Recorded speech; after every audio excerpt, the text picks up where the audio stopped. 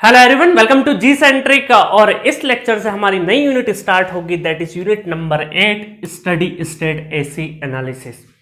हर एक वर्ड का मतलब बताऊंगा अभी थोड़ी देर में। इस लेक्चर के एंड होते होते आपको सारी चीजें पता चल जाएगी। इसका नाम एसी एनालिसिस के बजाय स्टडी स्टेट एसी एनालिसिस क्यों है, एसी क्या है, सब कुछ बताऊंगा।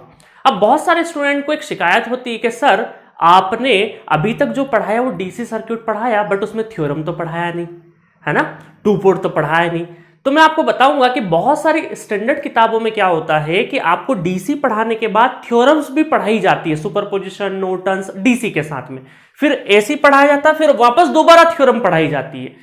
तो मैं क्या कर रहा हूं, मेरा सीक्वेंस थोड़ा सा डिफरेंट है। मैंने अभी आपको सारी basic solving technique DC circuit में सिखा दी है, उसके साथ साथ डीसी के ऊपर जितने कॉन्सेप्ट हो सकते हैं सब कुछ मैंने कवर कर दिया है, एक्सेप्ट थ्योरम, टू पोर्ट, ये अलग से पढ़ेंगे, है ना। कई बार जो ट्रांजिएंट होता है, डीसी बेस्ड जो ट्रांजिएंट होता है वो भी डीसी के साथ डिस्कस कर दिया जाता है, बट मैं ऐसा नहीं करूंगा। मैंने आपको एक डीसी वाला विंग पढ़ा दिया, अब मैं आपको एसी वाला विंग पढ़ा दूंगा।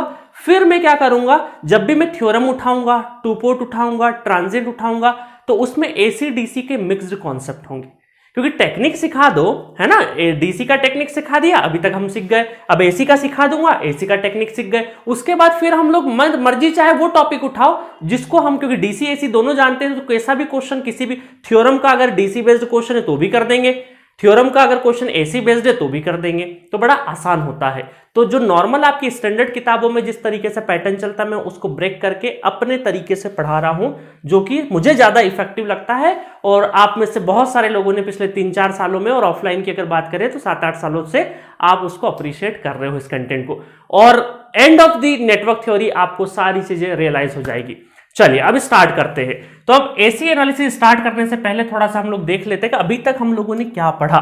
सो far our discussion has been limited up to DC circuit, ठीक है। सपोज करिए अभी तक क्या होता था कि हमारे पास एक नेटवर्क गिवन होता था, ठीक है। थोड़ी देर के लिए मैंने इसको सर्किट बोल दिया। अच्छा, इसमें हम क्या करते थे, एक इनपुट देते थे। अभी तक जो पढ़ रहे हैं उसकी बात कर रहा हूं मैं, इनपुट देते थे।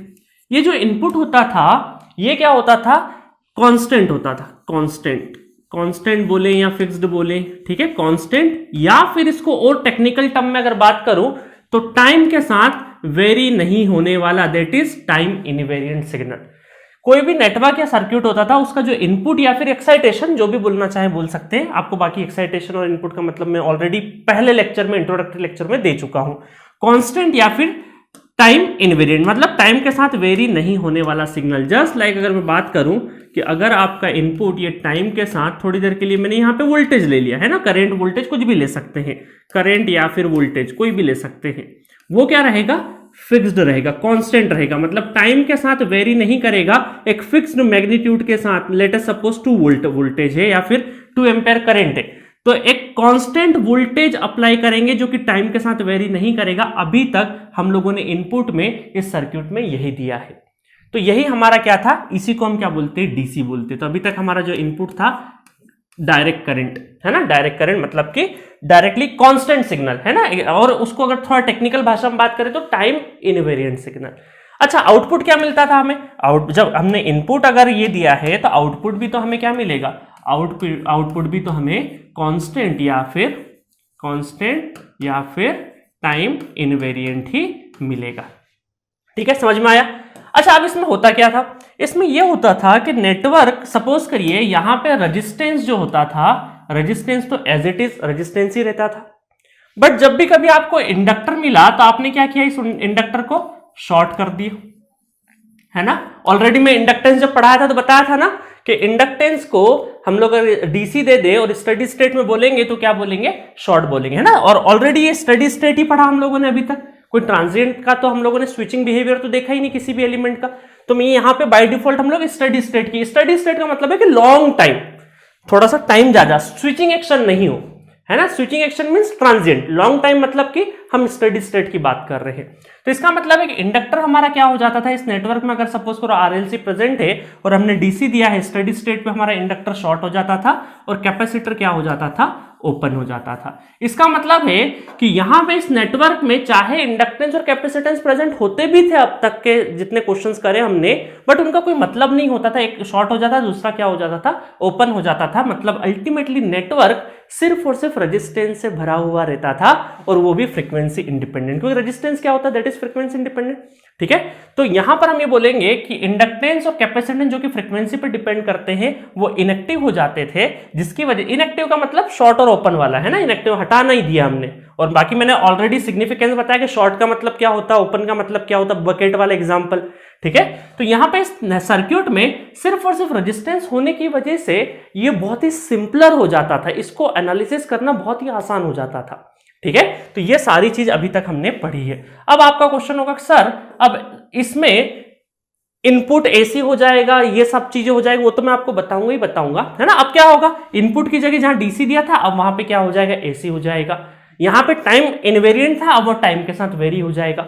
बट ये सब बताने से पहले आपका एक क्वेश्चन होगा कि सर एसी और डीसी, इसमें पहले हमने डीसी क्यों पढ़ा, हम चाहते हैं तो पहले एसी भी तो पढ़ सकते हैं।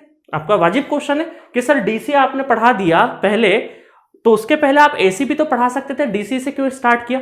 तो उसके दो रीजन है। एक तो रीजन है ऑलरेडी मैं बता चुका हूं, ये बहुत ही सिंपल है, क्योंकि यहाँ पे इंडक्टेंस और कैपेसिटेंस हमारा ओपन या शॉर्ट हो जाएंगे, तो जो सर्किट है एंटायर सर्किट स्टेडी स्टेट पे सिर्फ रेजिस्टेंस से भरा हुआ दिखता है, इस वजह से इसको एनालाइज करना आसान होता है। एक रीजन तो ये हो गया। दूसरा रीजन है ना, दूसरा रीजन है हिस्टोरिकल रीजन, जिसको हम बोलते हैं वॉर ऑफ करंट। मतलब करंट, दो करंट की लड़ाई, मतलब ये डीसी करंट बोले और इसको बोलते हैं एसी करंट। ठीक है, अभी बताऊंगा बाद में, डब्बा बाद में भरेंगे। तो ये वॉर ऑफ करंट का सिलसिला दो व्यक्तियों के बीच में चला था। हिस्टोरिकल पॉइंट ऑफ व्यू अगर लेके चले तो पहले महान शख्स थे थॉमस एल्वा एडिसन और दूसरे महान शख्स थे निकोला टेस्ला।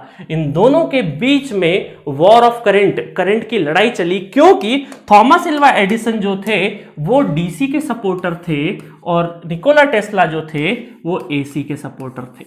ठीक है, डायरेक्ट करंट और अल्टरनेटिंग करंट, तो ये डीसी के समर्थक रहे हैं। और थॉमस एल्वा एडिसन, इनको ज्यादातर स्टूडेंट थॉमस एडिसन के नाम से भी जानते हैं। तो ये जो टाइटल है ना वॉर ऑफ करंट, ये आपको इसके ऊपर भर भर के गूगल पे मिल जाएगा, यूट्यूब पे वीडियोस मिल जाएंगे, बहुत अलग अलग कहानी है।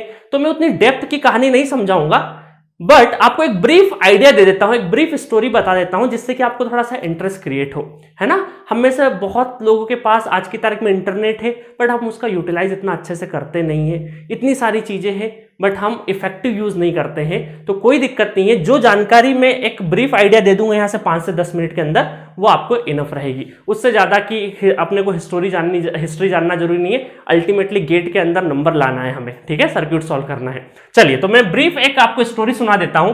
थॉमस एल्वा एडिसन ने क्या किया, 1879 में बल्ब का इन्वेंशन किया, और ये बहुत बड़ा इन्वेंशन माना जाता था, क्योंकि इसके पहले लाइटिंग के लिए हम लोग केरोसिन से भरा हुआ लैंप यूज करते थे। केरोसिन में बत्ती डाली, उसको जलाया, तो केरोसिन बेस्ड लाइटिंग के लिए हम लोग केरोसिन बेस्ड लैंप यूज करते थे। तो इस बल्ब के इन्वेंशन ने जितने भी केरोसिन बेस्ड लैंप थे उसको रिप्लेस करने में बहुत ज्यादा भूमिका निभाई। अब दिक्कत क्या हुआ, बल्ब का इन्वेंशन तो साफ हो गया। अब बल्ब का इन्वेंशन करके एडिसन ने सोचा कि घर घर पे बल्ब जलना चाहिए, तो बल्ब तो पहुंचा दिया, बट खाली बल्ब से क्या होना है जब तक उसको जलाए नहीं। तो उसके लिए क्या चाहिए, उसके लिए बिजली भी चाहिए। तो थोड़ी देर के लिए थॉमस एडिसन ने क्या किया कि घर घर बिजली तो पहुंचा दी, है ना। थोड़ा सा हम लोग थोड़ा सा यहाँ पे, ये हमारा घर है ना, यहाँ पे बल्ब तो पहुंचा दिया, बल्ब तो पहुंचा दिया। अब इसको जलाने के लिए इलेक्ट्रिसिटी की जरूरत पड़ी। अब इलेक्ट्रिसिटी के लिए क्या था, इन्होंने जनरेटिंग प्लांट खोला। ये सपोज करिए जनरेटिंग प्लांट हुआ, जनरेटिंग प्लांट खोल दिया, और यहां पे इलेक्ट्रिसिटी जनरेट हो रही है। और कौन सा पावर जनरेट हो रहा है यहां पे, डीसी पावर। कौन सा, डीसी पावर। अब डीसी पावर जनरेट हो रहा है और घर तक पहुंच रहा है, बट समस्या ये थी कि अगर ये घर का दूरी बहुत ज्यादा रहा तो फिर पहुंचाना मुश्किल था। क्यों, क्योंकि डीसी पावर के साथ में ये था, डीसी पावर के साथ में कि अगर लॉन्ग ज्यादा होगा ट्रांसमिशन, आपका ट्रांसमिशन अगर बहुत लंबा होगा तो उसमें लॉसेस बहुत ज्यादा हो जाएंगे, वोल्टेज ड्रॉप बहुत ज्यादा हो जाएगा, तो उस घर तक अप्रोप्रिएट बिजली नहीं पहुंचेगी, अप्रोप्रिएट वोल्टेज नहीं पहुंचेगा, जिसकी वजह से बल्ब प्रॉपरली ग्लो नहीं करेगा। और डिम बल्ब का तो कोई मतलब भी नहीं है, शॉर्ट भी हो सकता है, फ्लक्चुएशन ज्यादा है। तो इस वजह से इस डीसी पावर का लिमिटेशन क्या था कि लॉन्ग डिस्टेंस के लिए क्या था, अप्लीकेबल नहीं था, लॉन्ग डिस्टेंस के लिए फिजिबल नहीं था, लॉन्ग डिस्टेंस के लिए फिजिबल नहीं था।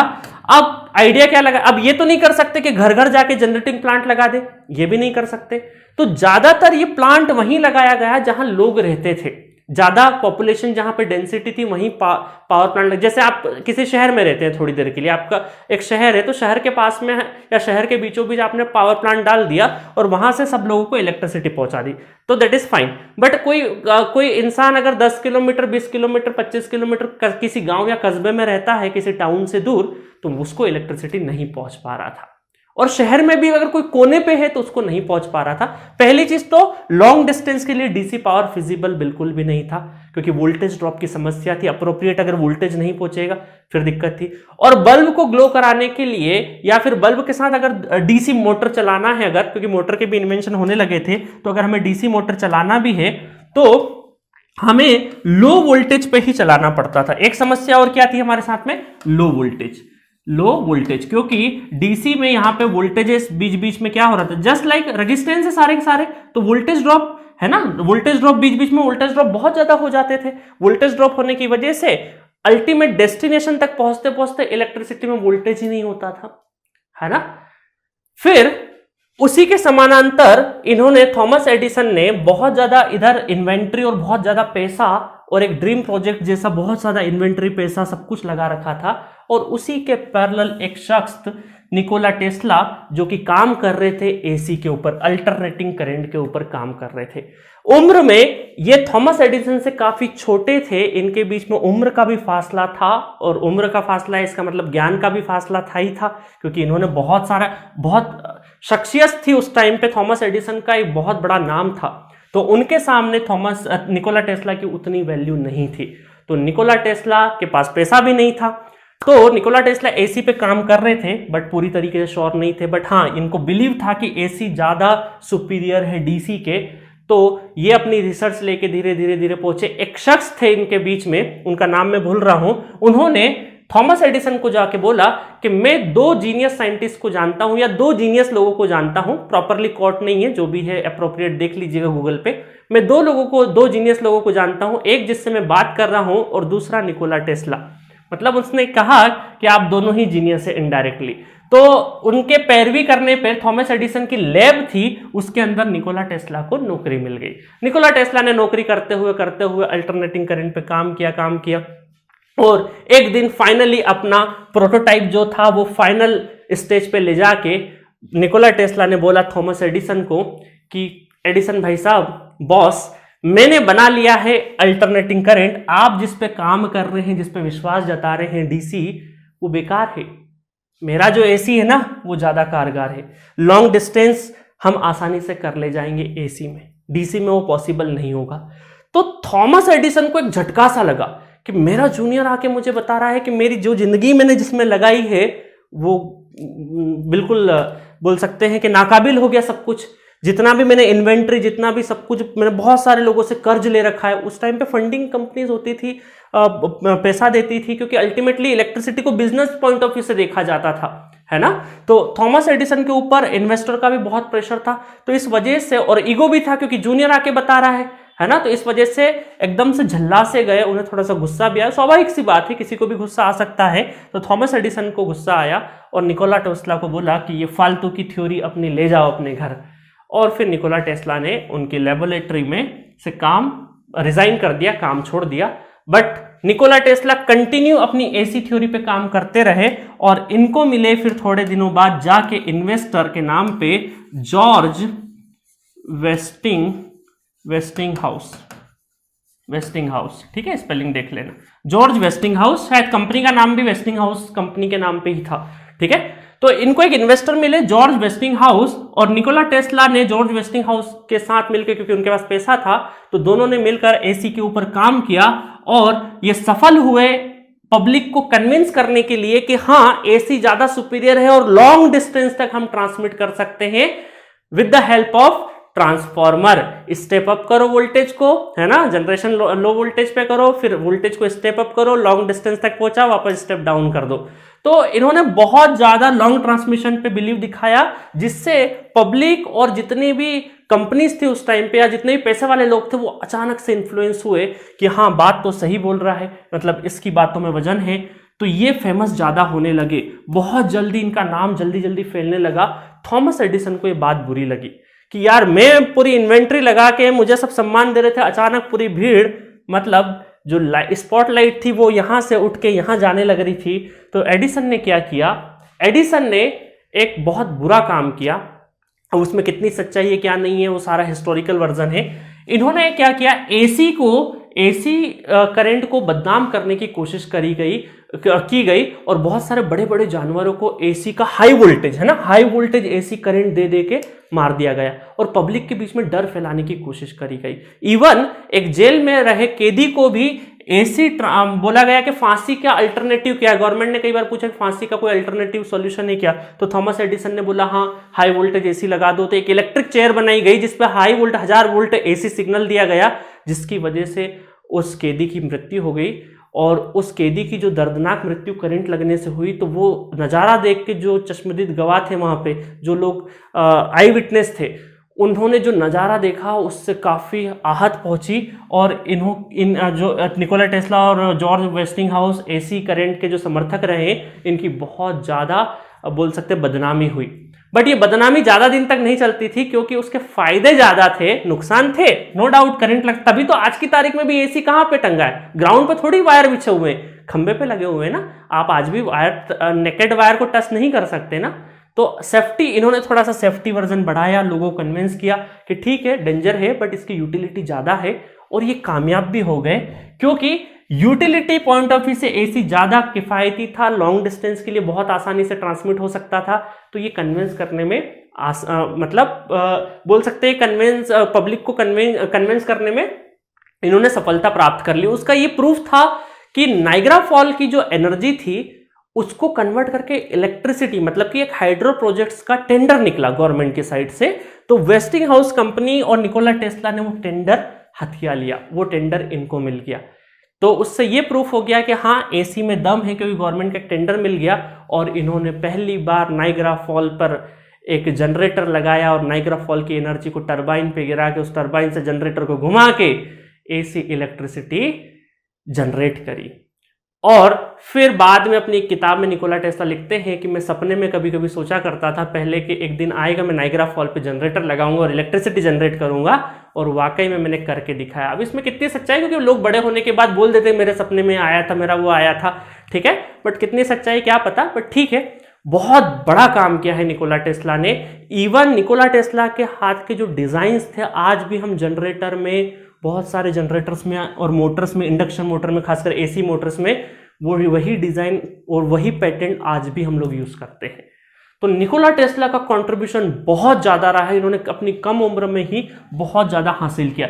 बट बाद के दिनों में निकोला टेस्ला को थोड़ा सा गरीबी से झेलना पड़ा, क्योंकि इन्होंने अपनी सारी जो इन्वेस्टमेंट थी और ये सब कुछ अपनी रिसर्च वगैरह में लगा दी। और इन्होंने बहुत सारे रेडियो सिग्नल्स में भी इनका काफ़ी रोल रहा है, तो बाकी जानकारी की जरूरत नहीं है। तो उस टाइम के हिसाब से अगर बात करें तो वॉर ऑफ करंट में जो निकोला टेस्ला थे वो विनर रहे, और उन्होंने एसी एनालिसिस को लॉन्ग ट्रांसमिशन के लिए फिजिबल बना दिया। और कमर्शियल यूटिलिटी के लिए, आपके घरों में यूटिलिटी के लिए भी एसी कारगर है। और आज भी आप जिस इलेक्ट्रिसिटी या जिसका भी यूज कर रहे होंगे अपने घरों में, वो एसी ही है। बट क्या थॉमस एडिसन पूरी तरीके से गलत थे? नहीं, ये तो वक्त बताएगा आने वाला, क्योंकि आज की तारीख में एचवीडीसी ट्रांसमिशन भी तो करते हैं हम, क्योंकि एसी में भी लॉसेस है, ऐसा नहीं लॉसेस नहीं है, बट उन लॉसेस के साथ साथ लॉन्ग ट्रांसमिशन में हम लोग वोल्टेज को अच्छा मेंटेन कर पाए, जिसकी वजह से यूटिलिटी अच्छी है, क्योंकि ट्रांसफार्मर लगाया हम लोगों ने, और ट्रांसफार्मर के जरिए हम लोग वोल्टेज को एक अप्रोप्रिएट लेवल पे रखने में कामयाब रहे, जो कि डीसी में पॉसिबल नहीं था। बट अब जो रिसेंट एडवांसमेंट आ रहे हैं, एचवीडीसी ट्रांसमिशन भी है, बट अभी लार्जर वे में हम लोग एचवीडीसी पे नहीं गए, क्योंकि इनिशियल कॉस्टिंग उसका भी ज्यादा है। तो एट दैट टाइम जब लड़ाई हुई थी, तब निकोला टेस्ला विनर थे, और थॉमस एडिसन को ऐसा नहीं कि तुच्छ नजर से देखो, इनने भी अपनी जिंदगी में बहुत बड़े बड़े काम किए हैं, ठीक है। तो थॉमस एडिसन भी एक बहुत महान साइंटिस्ट रहे, और HVDC आज की तारीख में हम लोग HVDC को भी अडॉप्ट कर रहे हैं हर जगह पे। तो ये रही story of war of current. ठीक है, मजा आया होगा, तो ब्रीफ में समझा दिया। तो अब आते हैं हम वापस हमारे सर्किट पे।